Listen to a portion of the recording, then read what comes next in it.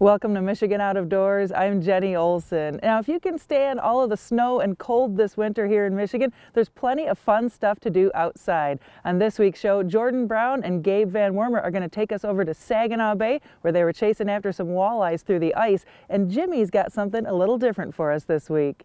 Well, that's right, Jenny. We do have something a little bit different to start off this week's show. I was recently able to sit down with the Chief of the Wildlife Division for the Department of Natural Resources, Mr. Russ Mason.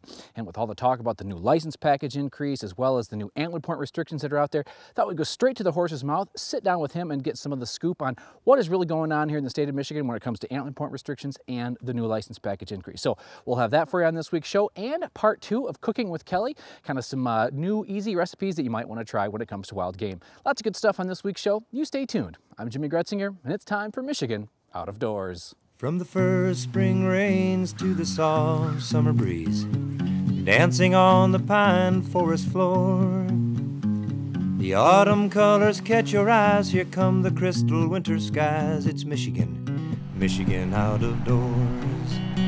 Someday our children all will see this is their finest legacy, the wonder and the love of Michigan. As the wind comes whispering through the trees, the sweet smell of nature's in the air. From the Great Lakes to the quiet stream, shining like a sportsman's dream, it's the love of Michigan we all share.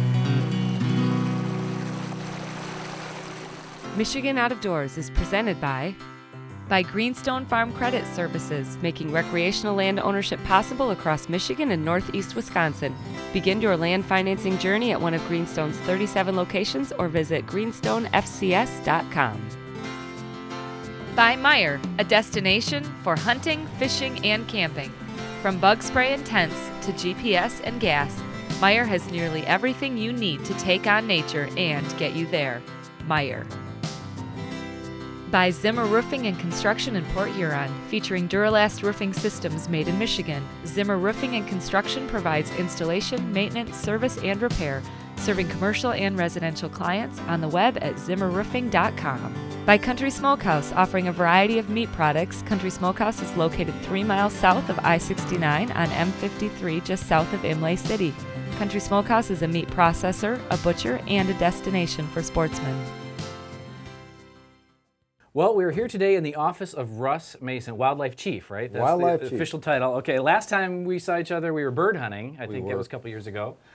We're here today to talk a little bit about the license package. Let's just start with, why was it important for the DNR to change the license structure here in the state of Michigan? Well, it was important for 2 reasons. First one is that we haven't had a license increase in 17 years, and we needed those extra resources to do more and better in Michigan. You know, Michigan's very special in terms of its public land and private land, but at the same time, in order to keep it special, we needed additional resources. The other part is our license structure had become so incredibly complicated. True. There were more than 200 varieties of licenses. Now, I don't know about you, but I don't pay close enough attention to know exactly what's what. So we've reduced that number of licenses to 43 overall, and in fact, if you or I to go buy a license, we'd probably see about 12 different options in front of us, so it's nice and simple. As we move toward that sort of brown wrapper, you want to go hunt, here's your license, go hunt something, which is where we really want to go, so, or fish. And the point is, those 2 things are very important to us. Okay, so it's simplifying the overall craziness of the licenses. Exactly. And then price-wise, are most people going to see an increase? It sounds like, looking at some of the stuff I've seen, some people might actually pay less, but most people pay a little bit more. Is that kind of the... Folks are going to pay more. The out-of-state residents are going to pay substantial. They'll notice it. Some fishing licenses actually will go down. Okay. So that's okay. But again, remember where we started from. Where we started from is that our deer license at $30 was the cheapest in America. And not just the continental 48, anywhere in America. The only place that tied was Hawaii, where you could go out and shoot a fallow deer if you could get onto somebody's private ground. At this point, we're still at the very low end of license prices in North America. And I know people are upset whenever anything goes up. If chewing gum goes up, I get mad. If gas goes from $3.20 to $3.40, I am uncomfortable. Right. But remember, we are very explicit about what we are going to do. People are going to get something for this license increase. That money is not going to fall into a black hole. We've been very explicit in our bang for the buck priorities, what we're going to do different for pheasants, for waterfowl, for deer, for other big game species, for target shooters, a whole variety of things, very explicitly. Anybody that wants that information can find it on our website. And we expect folks will hold us to it because that license increase is only good for 5 years. It doesn't go on forever. It sunsets in 5 years. And so if we do not do what we said we were going to do, people have an opportunity to express their displeasure. And by the way, it doesn't go back to where it was before. It goes to zero. It's a kind of zero-based budgeting. So this is a performance-based increase. Okay. And people will have the opportunity through metrics that we will provide to know whether we did what we said and whether the outcome is the one that they want. Okay. So just walk me through the basics of it, and I think I understand. So there's going to be a base hunting license, let's say, and that is your small game tag. That's correct. And then you purchase additional tags on top of that? Is that how that works? Right. The base license is $10. There's a dollar surcharge on that as we reach out beyond the hunting community to try to get greater acceptance for the way that we do conservation in this state. Okay. So trying to reach out and make people understand hunting. You have to buy that base license, and then everything builds on that. So if you buy the base license, then you'd buy a deer license on top of that base license. You'd buy a duck license. The duck license is not included in small game. That's separate. Okay. But there's an advantage to that, by the way, because all of those fees on managed areas go away. You buy a duck license, you can hunt on any of our managed areas. You still have to go through the draw in the morning, but there's no longer an area fee that's associated with that. We hope that that will bring more people to what amount to the most spectacular waterfowling opportunities in the Midwest. Well, and let's bring up the four-letter word, deer, here in the state of Michigan. It seems like no matter what you do, half the people are, well, most everybody's not happy with something when it comes to deer hunting. We've got these proposed antler point restrictions that are out there. When will we know? People are sending in, I think, the information back to the DNR right now. Right. When will we know on that? Just what's your take on that whole, what do you think is best for the state of Michigan when it comes to deer? Well, you know, these are hard questions. You can't hardly open your mouth without making somebody happy or somebody else really angry with you. But it's true. Here's the way this is going to play out. The commission developed a process. And part of that process is that the sponsoring group, somebody wants an antler point restriction, an APR, then that requires that they hold public meetings, explain their position. We're there in the meetings, not to control them, just making sure everybody's telling the truth. Then we do a survey of a representative sample. Now it's not voting here, a sample of people in the area to be affected. We have to get a certain return rate, which is above 60%, and then we need to have at least 66% of those respondents saying they like the idea. What we found in the past, interestingly enough, is that unlanded hunters, folks that just go there, are less likely to like it, as opposed to landowners. Landowners typically like these things a lot, which is one of the reasons we just go to hunters as opposed to a hunter survey and then a landowner survey. We know what the landowners are going to say. They've done it 17 out of 17 times that we've gone down this path. In terms of the two surveys that are out there right now, we will bring those results to the commission at their March meeting. Okay, at the March meeting, okay. The way that the survey runs is there are 3 mailings. The first 2 mailings are in. The third mailing is out there now, and we're, in other words, trying to get as many responses as we possibly can, because the more responses increases the accuracy of our survey results. Not so much that mean, you know, that measure of central tendency, but decreases the amount of variability around it. So we'll have all of that, we'll be ready to go, and we will make a presentation to the commission in March. Now, having said that, the commission is very clear, and everybody needs to understand this. No matter how many times I say it, folks don't seem to get the message, but I'll say it again because, you know, what harm could it do? The Wildlife Division makes a recommendation. I recommend things. Like a salesman. I recommend that you buy that bow as opposed to this one. You don't have to. You can buy that one anyway. And so, too, I make a recommendation to the commission, and that 7-member panel, who we spend a lot of time informing, makes the decision. Okay, so you could come to them with, yep, this passed the 66%, we get da-da-da-da-da, everybody, the majority thinks this is a good thing or a bad thing, and they could still choose. They could choose to do something else. They could choose to do nothing. They could say, and there's some merit to this approach, they could say, you know what, this is a really controversial issue. in Michigan. And I'm pretty sure I'm not making anybody mad with that statement, because it is very controversial, or we wouldn't be having the discussion that we're having right now. Yeah. They might say, you know, this is very controversial and we need to study this, and not just study it, but maybe go outside and find out what APRs, antler point restrictions, have done in other states. You know, and I sort of know that. What typically happens is that you increase the age structure, that anyone could understand that. You know, if you don't shoot young ones, they tend to get older, unless they get hit by a car or eaten by a predator or whatever. They tend to get older. Does that mean you end up with a lot of magnificent deer? The results don't suggest that. Does it suggest that you end up with better deer under certain circumstances? Yes.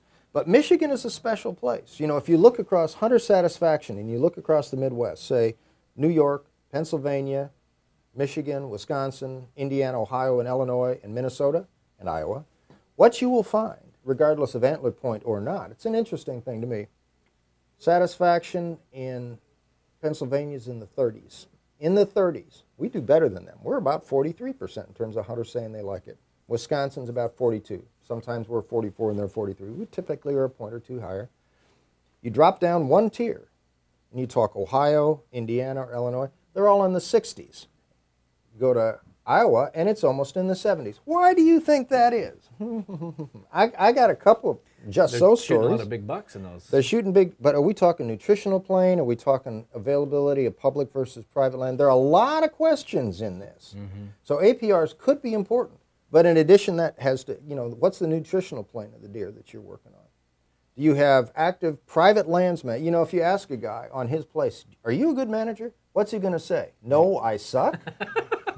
Of course he's going to say. Of course he's going to say, you know, I do wonderful stuff. Right. But if you have somebody to blame, that's true. and in Michigan and Wisconsin you do. We'll get you out of here on this. The thing that I think frustrates me the most when I'm dealing with sportsmen all around the state, and you probably do the same thing, is it's frustrating for me when I see, you know, let's just take deer hunting. This guy here, he practices QDM and his neighbor doesn't, and that deer comes, well, you know, it's going to get shot when it goes across the property line. And you get sportsmen that are combative against each other because of regulations, because of whatever it might be. What can we do? What can the department do? What can we do as Michigan Out of Doors Television to try to help kind of more unite sportsmen a little bit more, so there's not so much, because it seems like the anti-hunters don't have to do a lot because we seem to be combative pretty well within our own ranks. What can we do to help stop that? That's a really, really good question. I think about it a lot. And part of it, you know, it's difficult because, as I've said to you before, hunting is a theological endeavor.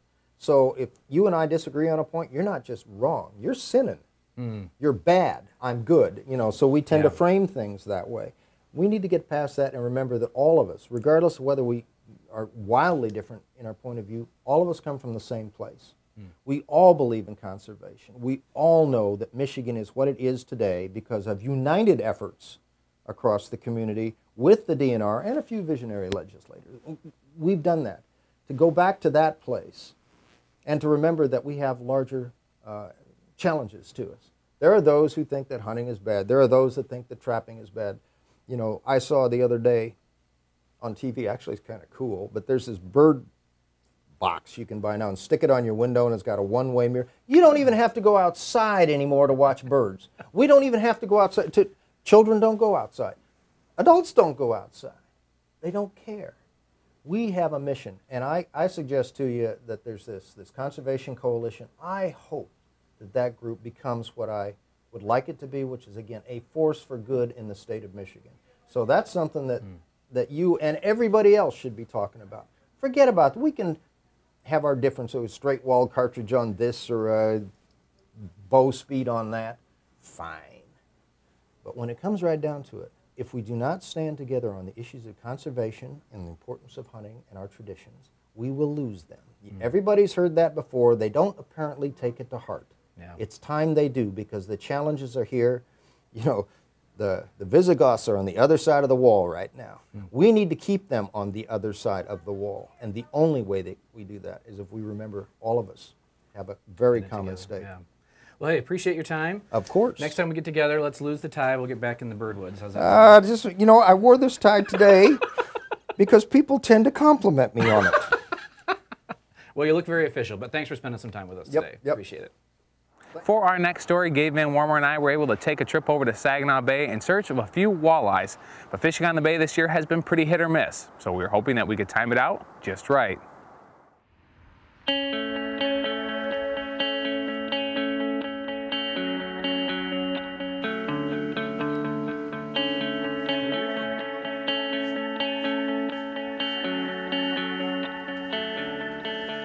Well, it is extremely early.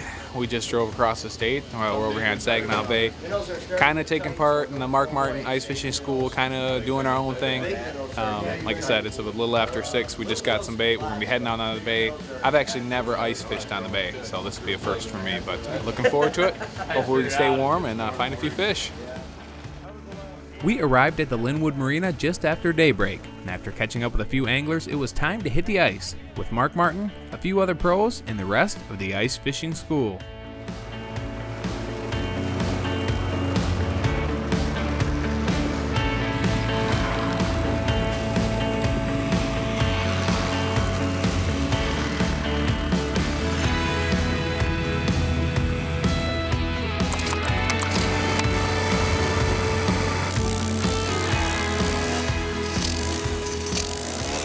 Before we even get the shack set up, it's nice to get some lines out and start fishing. What I'm going to use today is something a little bit different than we're used to. If any of you guys remember the old slammer tip-ups, this is kind of the same basic concept, but in a better trigger. This is called a jaw jacker, and as you can see, it takes a rod right here. The rod slides in. This is fully adjustable. You can move these out and in. They come in a nice small little package, so you can throw a bunch of them in your shanty. But what this does is it pulls this down, you hook it onto a trigger right here, and when a fish hits, it snaps the rod up, and it's a very, very sensitive trigger. So if it's a light biting walleye, they might come up, mouth the bait, and when they take it and start moving with it, immediately sets the hook right in their jaw. This comes up, you hear the reel start screaming, and we're only sitting about 10 feet away, and we can come over here and fight it with the rod, which is really fun. You're not fighting it hand over hand like a regular tip-up. Once we had a couple of rods in the water, Gabe decided to make the rounds to see how some of the other anglers were doing and how they had been doing out here over the past few weeks. We've been doing good. I haven't been skunked out here yet, but there's always a first time. But the fish are here, and all we have to do is figure out a way to make them want our offerings, I guess. So I haven't caught any big enough for the shiver on the river, but I have plenty in the freezer to eat, so which makes me happy too. So, but it's just been real nice. The ice is good. We've got really good ice this year. It's probably in most places 20 inches thick. So we need this is a year to have a power auger. You don't want to be drilling them by hand. Very many holes. The fishing has actually been spotty. I mean, some people are really doing well, and other people struggle. Like yesterday, we were in the middle of a circle. Everybody was catching fish but us, it seemed like. But that's fishing. We did do pretty decent on Saturday night. Lots of limit catches out here. Generally out here the other morning, it was 9:30 to 11 they bet, and then from 2 to 3, and then the last half an hour. We made our way to several shanties throughout the day, with most people reporting the same thing, that the fishing was pretty slow. But finally, after a while, we did manage to find a few guys who had found the fish. They've been a lot different, hasn't it, this year? The bite's been finickier, and you got to be 3-4 feet, and maybe sometimes at the bottom. It's like there's one down there right now, isn't there? Yep. He's coming up. Well, there you got him. Got him. I thought I seen that rod little bend there. Got him. Nice one. Oh, he's right there. Yep. Didn't take him long. Got him. Good job there, Eric. What was that on? Sidewinder. Sidewinder. I've been out here for years and years, and this is the first bite that I've seen where, so many fish are not aggressive, and you pound it on the bottom or anywhere, and you just pick it up off the bottom, and you go, that's a fish, but you pull on it just a little bit more, and it like lets loose of the duct tape. Right. It's like, yeah. And they really had it, and if you set the hook, you'd have had the thing. But you're so in tune to maybe feeling a little more weight or a tick and then setting the hook. That's sometimes 75% of your hits all day are that. We did find a couple of other anglers who had fish on the ice, but not very many. Things today were just plain slow, and they weren't going any better in our shanty. We're just about ready to call it a day out here on Saginaw Bay. Beautiful day, high hopes. Guys have been catching quite a few fish out here the last couple of weeks, but talking to a couple of anglers, it sounds like this weekend was a little slow, and today has been the definition of slow. We got walleye pros out here that can find walleyes in a mud puddle, and we have like I think 4 or 5 walleyes on the ice for the entire school. Always enjoy your time out fishing, but man, if we didn't have a shanty with a heater in it, today would have been a pretty tough day. Still enjoyed ourselves, but we've had one walleye come in that we got to nibble but couldn't set the hook, and that has literally been it. After a slow day on the bay, Gabe and I decided to stick around and fish the Saginaw River the next morning. Despite a beautiful morning on the hard water, the fishing was still extremely slow. And according to the local anglers, that seems to be the going trend this year. Things can be extremely hit or miss. When it's good, it's great, but when it's bad, well, we found out just what it's like when it's bad. Even though we came home empty-handed this time, it was still a fun trip. And one thing's for sure, we'll be back. Well, hey, we are back again this week with Kelly Gotch, former co-host here on Michigan Out of Doors, and we did some cooking last week. We did some appetizers, and we're going to show you a couple venison recipes. But before we get into that, Kelly, the reason we're kind of getting together is because you kind of put me onto this. Tell people what the Hot Logic Mini even is. This thing is awesome. It's basically a slow cooker that heats the food up to the perfect serving temperature and holds it for up to 12 hours. So if you're out on the lake or you're in your tree stand, you can not worry about rushing home because you know your food isn't going to burn. Which I thought was kind of, which is the reason we got together. Kelly kind of showed me this and said, you know, what do you think doing some recipes? And I thought, what a perfect application for deer camp, turkey camp, wherever you're going to be, where you might not have a kitchen. We're here in my kitchen today, but really don't have to be at a kitchen. You could be anywhere. So last week we showed you a couple of appetizers. We're going to jump in and do some venison, so finally get into the meat and potatoes here. So what do we got first here, Well, Kelly? we're going to start with antelope. Okay, let's dive in. Now, we were using antelope, but your whitetail will work just as well. We had 1 pound of venison mixed up with about a 1/4 cup of uncooked instant rice, some onion powder, 1 egg, and a 1/4 cup of tomato soup. Now, we mixed that up and made some meatballs and slightly browned them on the stove. Once those are ready, put them in a flat pan and then pour over a cup of tomato soup and 1/2 cup of water. This is such a simple recipe, I was really interested to see what it tasted like. And once you put a lid on it and just drop it in the portable oven for a few hours, you are set to go. But you can leave it for up to 12 hours if need be. Our next venture was venison steak. We put 2 steaks in a glass container, poured 1 can of mushroom soup over the steaks, put some sliced mushrooms over that, and seasoned with a little rosemary and some pepper. That is it.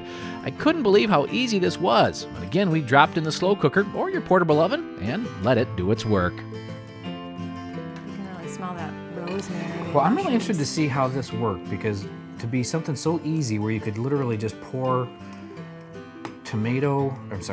mushroom soup. Mushroom soup, very easy recipe. Over time, yeah, and that's totally cooked through. They've been in there about 3 hours. And you can cook them longer if you'd like. They can go up to 12 hours without... It's nice and tender. Yeah. I'm going to try the meat. Wow. That was really good. I have to say, these little portable ovens could really make deer camp a little easier. The recipes are simple and really tasted good. If you'd like to try them, these recipes are on our website, along with any other info that you would need. Thanks for joining us this week for Michigan Out of Doors. Make sure when you have some time you check us out online. You can do that a couple of different ways. On our website at MichiganOutofDoorsTV.com, you can check out the history of the TV show there, and you can also watch some of our older episodes and this week's episode as well. And you can also check us out on Facebook. That's Michigan Out of Doors TV on Facebook. We're on there letting you know where we're at and what's going on all over the state. And we've got a lot going on coming up in the next few weeks. Well, lots of good stuff coming over the next few weeks here in Michigan Out of Doors. And if you watched earlier in the show, that is a hot topic when you talk about license package increases and antler point restrictions here in the state of Michigan. And we'll have more and more on that as we get closer to the season. So stay tuned here at Michigan Out of Doors for the latest on what's going on here in the state of Michigan when it comes to both antler point restrictions, license package increases, and all the different things that go on here in the great state of Michigan. Thanks so much for joining us this week. If we don't see you in the woods or on the water, see you right back here next week on your PBS station. Michigan Out of Doors is presented by Showspan, producing consumer shows including Outdoorama February 27th through March 2nd at Novi's Suburban Collection Showplace. The show features tackle, trips, boats, outfitters, wildlife encounters, and of course, Big Buck Night. That's Outdoorama in Novi February 27th through March 2nd. By Pictured Rocks Boat Cruises of Munising, exploring Lake Superior's Pictured Rocks National Lakeshore with its sandstone cliffs, caves, waterfalls, and lighthouses. Pictured Rocks Boat Cruises on the web at picturedrocks.com. By Propane, exceptional energy. Propane retailers promote the safe use of Michigan-produced gas energy in homes, farms, and businesses across our great state. Learn more at usemichiganpropane.com. By Meyer, a destination for hunting, fishing, and camping. From bug spray and tents to GPS and gas, Meyer has nearly everything you need to take on nature and get you there. Meyer. Closed captioning is brought to you by Propane, exceptional energy. Propane retailers promote the safe use of Michigan-produced gas to outdoor enthusiasts across our great state. When I wander far away, a dream stays with me night and day. It's the road that leads to my home state. I am a Michigan man.